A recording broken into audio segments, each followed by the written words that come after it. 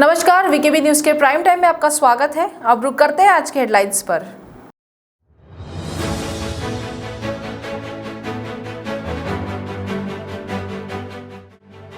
नागपुर के कलमना परिसर में युवक की हत्या, एक आरोपी गिरफ्तार।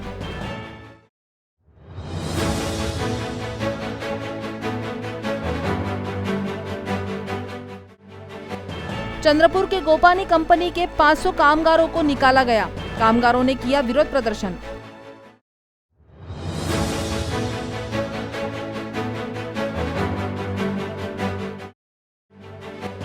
और महामेट्रो का आनंद टॉकीज बैलेंस कैंटिलीवर राज्य में सबसे लंबा, तेजी से पूरा हुआ काम।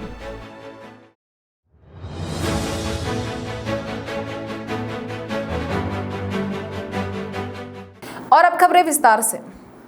नागपुर शहर के कलमना पुलिस स्टेशन के अंतर्गत आने वाले आरटीओ कार्यालय के समीप आकाश मोरे नामक युवक की हत्या किए जाने का मामला सामने आया है। नागपुर में हत्याओं का सिलसिला दिन ब दिन बढ़ते जा रहा है, जहां बुधवार को भी आकाश मोरे नामक युवक की हत्या कर दी गई। घटना बुधवार दोपहर की बताई जा रही है, जबकि हत्या की मुख्य वजह आपसी विवाद बताया जा रहा है। सूत्रों से मिली जानकारी के मुताबिक विशाल उर्फ विक्की नामक आरोपी को गिरफ्तार किए जाने की भी जानकारी सामने आ रही है।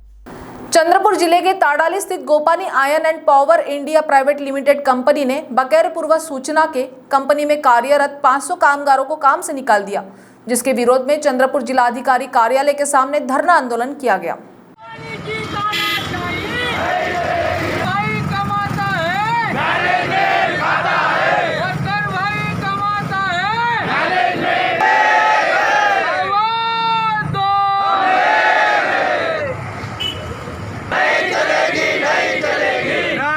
की तानाशाही नहीं चलेगी, नहीं चलेगी। ताड़ाली MIDC स्पंज आर्यन कामगार संगठन के अध्यक्ष दिनेश चौकारे व कामगारों ने एक दिवसीय धरना आंदोलन कर कंपनी प्रशासन का विरोध किया। उन्होंने बताया कि गोपानी कंपनी ने कामगारों को पूर्व सूचना न देते हुए जुलाई 2021 का आधा वेतन काटा। इसके बाद 10 सितंबर को सभी कामगारों को काम से कम करने का नोटिस बोर्ड पर लगा दिया। इस बीच कंपनी में कामगारों की समस्याओं को लेकर सहायक कामगार आयुक्त को 18 अगस्त और 3 सितंबर को पत्राचार किया। इसके बाद 15 सितंबर को कामगार आयुक्त कार्यालय में कंपनी प्रबंधक, ठेकेदार और कामगार संगठन की संयुक्त बैठक हुई। बैठक में सहायक कामगार आयुक्त ने चर्चा कर कंपनी प्रबंधक को कामगारों को काम पर वापस लेने और शेष वेतन देने की सूचना दी थी। ठेकेदार ने 22 सितंबर तक जुलाई माह का शेष वेतन और अगस्त माह का पूर्ण वेतन अदा करने का आश्वासन सहायक आयुक्त को दिया था, लेकिन 21 सितंबर को अगस्त माह का वेतन ही दिया गया। इसलिए कामगारों ने आंदोलन कर जिलाधिकारी को ज्ञापन दिया। 10 तारीख को गोपानी मैनेजमेंट ने 500 वर्कर को बंद किए। उस संदर्भ में हमें कई बार पालक मंत्री महोदय, खासदार महोदय, उसके बाद जिलाधिकारी, सहायक कामगार आयुक्त को निवेदन दिए, लेकिन निवेदन के माध्यम से कोई हल नहीं निकला। आज उसी संदर्भ में हम गांधी चौक से कलेक्टर ऑफिस तक यलगार मोर्चा के माध्यम से प्रशासन का ध्यान जाना चाहिए उसकी तरफ से, और 500 लोगों को काम में शामिल करने के लिए आज हमने यलगार आंदोलन किया है। जब तक 500 कामगारों को न्याय नहीं मिलता तब तक हमारा संघर्ष जारी रहेगा। हमारी मांग है कि मैनेजमेंट की जो तानाशाही है वो नहीं चलेंगी। इस माध्यम से जल्द पालक मंत्री महोदय, माननीय खासदार महोदय और जिला अधिकारी इस पे बैठक लेके इस पे तोड़ निकालने की आवश्यकता है। इसीलिए आज का मोर्चे का आयोजन किया गया है। हमारी मांग है, हमारे को न्याय चाहिए। कितने दिनों से ये मांग आपकी प्रलंबित है? नागपुर में महामेट्रो की टीम द्वारा की गई कड़ी मेहनत के कारण आनंद टॉकीज के समीप सीताबर्डी में रेलवे लाइन पर संतुलित कैंटिलीवर बनाकर तैयार हो गया है। कैंटिलीवर सीताबर्डी और कॉटन मार्केट स्टेशनों के बीच नागपुर मेट्रो के रीच 4 का हिस्सा है। महामेट्रो का महाराष्ट्र में सबसे लंबा संतुलित कैंटिलीवर है और राज्य का अद्वितीय है। ऐसे कैंटिलीवर 3 महानगर दिल्ली, लखनऊ और कोच्चि में मौजूद है। नागपुर जंक्शन देश के सबसे व्यस्त रेलवे स्टेशनों में से एक है। इस तथ्य को देखते हुए रेल पटरियों पर मेट्रो पुल का निर्माण करना महामेट्रो के लिए चुनौतीपूर्ण कार्य रहा। समय सीमा के भीतर काम पूर्ण करने की दिशा में पूरी तैयारी और प्रतिबद्धता के साथ महामेट्रो ने क्रॉसिंग के लिए एक सटीक समाधान निकाला। रेलवे अधिकारियों, सलाहकारों और विशेषज्ञों के साथ विस्तृत चर्चा के बाद और साइट निरीक्षण और सर्वेक्षण करने के बाद निर्माण, सुरक्षा के साथ साथ लागत के मामले में एक संतुलित कैंटिलीवर पुल बनाने का निर्णय लिया गया। संतुलित कैंटिलीवर पर कार्य 1 मई 2019 को शुरू किया गया था। यह 27 सितंबर 2021 को पूरा कर दिया गया। कोविड-19 महामारी के कारण 2020 और 2021 में निर्माण कार्य में लगे श्रमिकों का पलायन हुआ। इसके बावजूद विषम परिस्थितियों में महामेट्रो ने अपना काम जारी रखा। भारी यातायात के कारण गत में 3 घंटे के लिए रेलवे ब्लॉक कर दिए गए थे। इस कम समय में महामेट्रो ने जरूरी काम पूरा किया। और वो कठिनाई का अंदाज आप इस बात से लगा सकते हैं कि राम झूले को बनने में जितना समय लगा, वो actual that was the time required, उसके बदले में हमने इसको कुल 28 या 29 महीने में पूरा किया है। और जो टेक्नोलॉजी यूज़ की है इसमें वो बिल्कुल डिफरेंट है। ये मोस्ट एडवांस्ड टेक्नोलॉजी वर्ल्ड की है और ये वर्ल्ड के जो सबसे बड़े बड़े ब्रिजेज होते हैं उसमें यूज़ की हुई है। और बैलेंस कैंटिलीवर ब्रिज बोलेंगे इसको टेक्नोलॉजी वाइज। और इसमें रेलवे ट्रैक के ऊपर चूँकि काम होना था तो सेफ्टी का बहुत बड़ा चैलेंज था कि काम होते वक्त रेलवे लाइन को, रेलवे ट्रेन्स को और पैसेंजर्स को कोई नुकसान ना हो। तो और हम लोगों ने रेलवे के साथ मिलके इसको सक्सेसफुली कंप्लीट किया। तो मैं अपनी टीम को कॉम्प्लीमेंट करना चाहूँगा। और इसमें बहुत बड़ा सहयोग बाकी एजेंसीज़ का भी है, गवर्नमेंट एजेंसीज़ का है, हमारी पब्लिक का है। बहुत सारे रिस्ट्रिक्शन वहाँ के आसपास के एरिया में थे, तो नागपुर के आम लोगों का भी जो सहयोग मिला वो सबको धन्यवाद देता हूँ। हम लोगों का टारगेट दिसंबर 21 एंड तक ट्रेन चलाने का है और उसके साथ ही कंप्लीट रीच 4 जो सीए रोड का राइट अप टू प्रजापति नगर, तो वो लाइन चालू होगी। तो that will be extension of blue line, aqua line. हम लोगों का आपको आश्चर्य होगा ये जान के कि मार्च 21 और ईयर 2021 महामेट्रो के लिए बेस्ट एवर मंथ और बेस्ट एवर ईयर रहे हैं। तो कोरोना के बावजूद हमारी टीम ने सारी दिक्कतों को ओवरकम करते हुए दिन और रात काम किया है। और फंड का आज की डेट में अभी कोई प्रॉब्लम नहीं है। सब काम जो है अपने शेड्यूल के हिसाब से नॉर्मली चल रहे हैं। अगर कोई दिक्कत होगी तो बात करेंगे आप। सेकंड फेज की क्या पोजीशन है? वो प्रपोजल सेकंड फेज का नागपुर का बन के राज्य सरकार की अप्रूवल के साथ केंद्र सरकार के पास चला गया। वहाँ पे हमारा जो मंत्रालय है, ministry of housing and urban affairs और फाइनेंस मिनिस्ट्री, वहाँ से भी अप्रूव हो गया और अब यूनियन कैबिनेट के सामने उसका सैंक्शन प्रस्तावित है। और जब भी इसकी सैंक्शन हमें मिलेगी आप लोगों को बता देंगे। ब्रॉडगेज मेट्रो आप सब जानते हैं कि नागपुर के आसपास के जो हमारे सैटेलाइट टाउन्स हैं उनको कनेक्ट करने के लिए ये प्रस्ताव है और उसमें हम रेलवे इंफ्रास्ट्रक्चर को यूज़ करते हुए मेट्रो सर्विस चलाएंगे एंड महामेट्रो वो ट्रेन सर्विस को मैनेज करेगी। तो इंफ्रास्ट्रक्चर रेलवे का, रोलिंग स्टॉक अभी जो प्रपोज्ड है उसमें पीपीपी का प्रपोजल है कि रोलिंग स्टॉक जो है वो प्राइवेट पार्टीज इन्वेस्ट करके लाएंगी और महामेट्रो उसको ओवरऑल मैनेज करेगी, रेवेन्यू कलेक्ट करेगी, air fare collection system install करेगी और फिर जो भी डिस्ट्रीब्यूशन होगा इसका रेलवे को जो चार्ज देने हैं, ट्रैक एक्सेस चार्ज रेलवे को दिए जाएंगे, जो इन्वेस्टमेंट जिनने किया है उनको जो मिलना है उनको दिया जाएगा। So like that it will be managed overall by Mahametro. Bhajpa के वरिष्ठ नेता और नागपुर जिले के पूर्व पालक मंत्री ने नुकसानग्रस्त फसल निरीक्षण को लेकर राज्य के मुख्यमंत्री और नागपुर जिले के पालक मंत्री नितिन राउत पर जमकर निशाना साधा। साथ ही उन्होंने मांग की है कि 3 दिन में बारिश से नुकसान हुए फसल का पंचनामा कर किसानों को आर्थिक मदद की जानी चाहिए। पिछले 1 सप्ताह से विदर्भ और मराठवाड़ा में तेज बारिश होने से बड़े पैमाने पर फसल का नुकसान हुआ है। ऐसे में किसानों के नुकसानग्रस्त फसल का पंचनामा कर उन्हें आर्थिक मदद किए जाने की मांग पूर्व पालक मंत्री चंद्रशेखर बावनकुले ने की है। उन्होंने राज्य के मुख्यमंत्री पर आरोप लगाते हुए कहा कि राज्य सरकार नुकसानग्रस्त फसल का पंचनामा करने के लिए तैयार नहीं है। साथ ही प्रशासन को भी सरकार द्वारा नुकसानग्रस्त फसल का जायजा लेने के आदेश नहीं दिए हैं, बल्कि मुख्यमंत्री द्वारा दिए गए घोषणाओं को अब तक पूरा नहीं किया गया। वहीं पालक मंत्री नितिन राउत पर भी उन्होंने तंज कसते हुए कहा कि वो जिले के बारे में नहीं सोचते हैं। मराठवाडा विदर्भामध्ये या 7 दिवसात मोठं नुकसान झालं आहे. सरकार पंचनामे करायला तयार नाही, प्रशासनाला तसे आदेश नाही आहेत आणि ना ड्रोन वापरत ना त्या ठिकाणी टेक्नॉलॉजी वापरत आहे आणि सर्वे न केल्यामुळं सरकारकडे मागणीच गेली नाही आहे. पालकमंत्री आपल्या गावापुरतं काम करत आहेत, जिल्ह्याचं काही घेणं देणं राहिलं नाही आहे आणि त्यामुळे माननीय मुख्यमंत्र्यांनी जी घोषणा केली, यापूर्वी अनेकदा घोषणा केल्या, त्यांनी एकही घोषणा पूर्ण केली नाही. पण किमान आज जे सोयाबीन गेलं, कापूस गेला, सर्वच पीक गेलं आहे, तर माननीय मुख्यमंत्र्यांनी तातडीनं 3 दिवसात सर्वे करून टेक्नॉलॉजीचा वापर करून 25,000 रुपये हेक्टरी शेतकऱ्यांना तातडीनं द्यावे आणि तातडीनं आता शेतकऱ्याला गरज आहे. समोर दिवाळी दसरा आहे, उभं पीक गेलं आहे, शेतकरी आत्महत्येवर आलेले आहेत आणि म्हणून तातडीनं सरकारनं मदत केली पाहिजे ही मागणी आहे. किंग्सवे अस्पताल द्वारा विश्व हृदय दिवस के अवसर पर जागरूकता कार्यक्रम का आयोजन किया गया. इस कार्यक्रम में दिल की बीमारी से संबंधित जानकारी दी गई. बुधवार को किंग्सवे अस्पताल द्वारा विश्व हृदय दिवस के उपलक्ष्य में हृदय और दिल की बीमारी के बारे में जागरूकता निर्माण करने के लिए कार्यक्रम का आयोजन किया गया.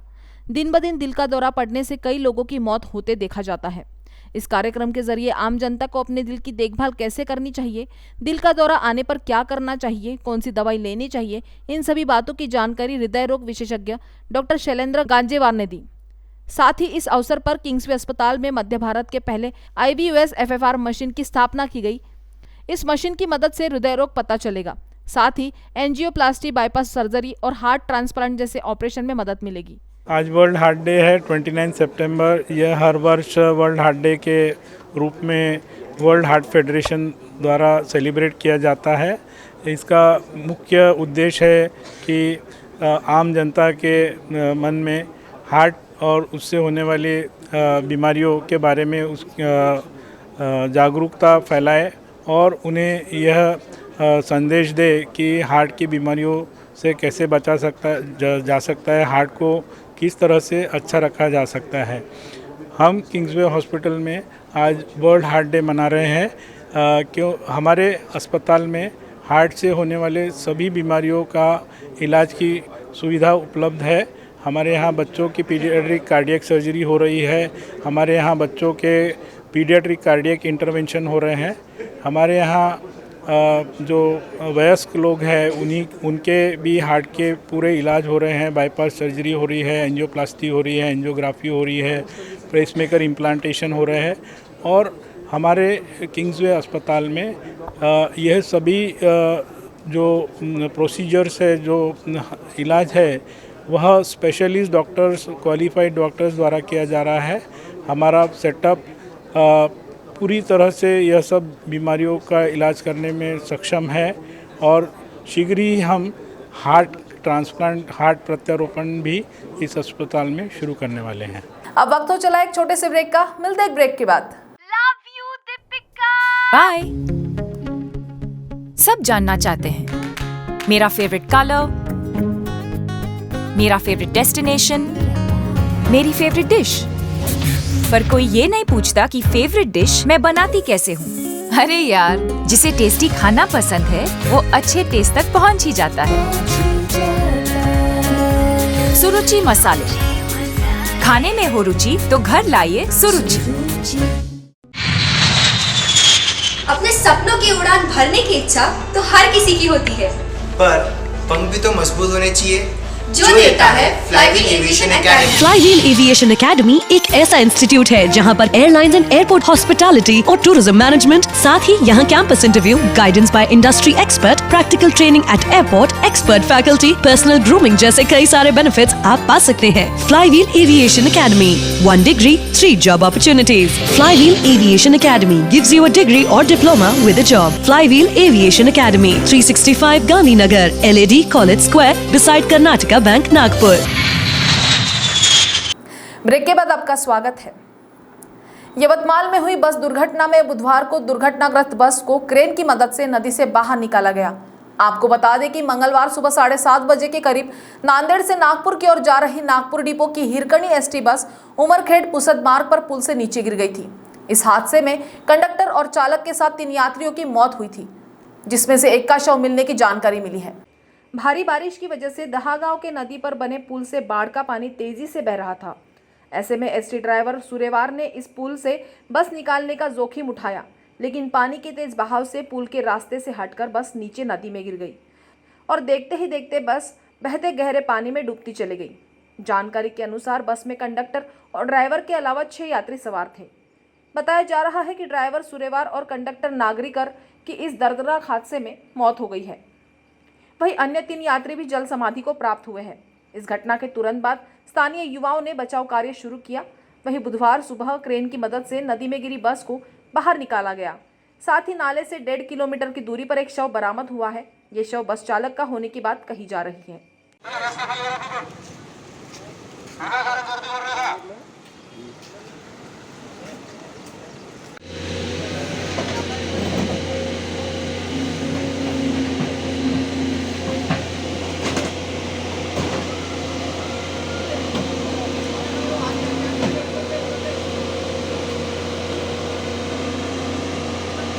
नागपुर में 3 दिवसीय खासदार करंडक खुली एकांकिका प्रतियोगिता का आयोजन किया जा रहा है। लक्ष्मीनगर के साइंटिफिक सभागृह में ये प्रतियोगिता ली जाएगी। ऐसी जानकारी खासदार सांस्कृतिक महोत्सव के अध्यक्ष अनिल सोले ने पत्र परिषद में दी। स्वतंत्रता के 75 वर्ष पूर्ण होने के अवसर पर खासदार सांस्कृतिक महोत्सव समिति द्वारा 3 दिवसीय खासदार करंडक खुली एकांकिका प्रतियोगिता का आयोजन किया जा रहा है। अक्टूबर के 28, 29 और 30 तारीख को लक्ष्मीनगर के साइंटिफिक सभागृह में ये प्रतियोगिता ली जाएगी।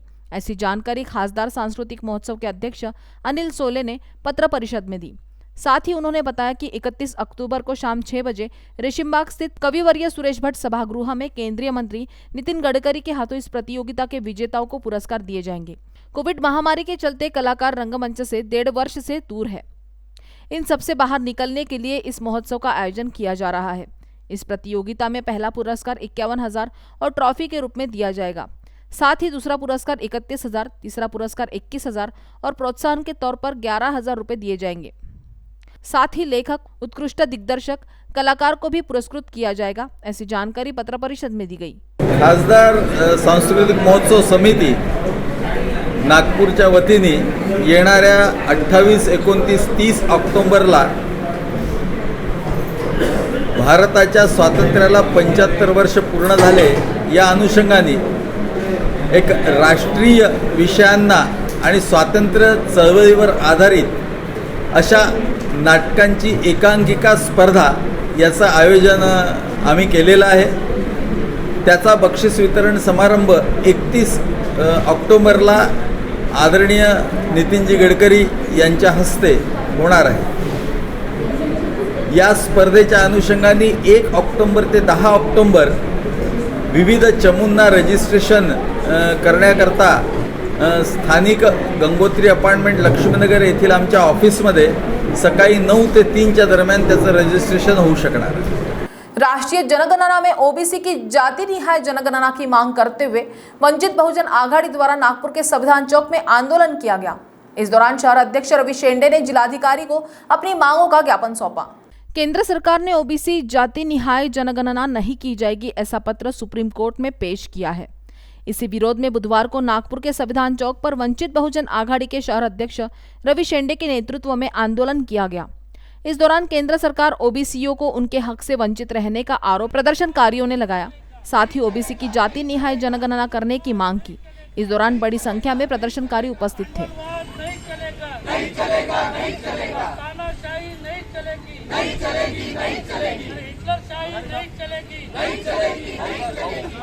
संविधान जिंदाबाद जिंदाबाद जिंदाबाद, भारतीय लोकशाही जिंदाबाद जिंदाबाद जिंदाबाद, बहुजन आघाड़ी जिंदाबाद जिंदाबाद जिंदाबाद, प्रकाश अम्बेडकर संघर्ष करो, हम तुम्हारे साथ हैं।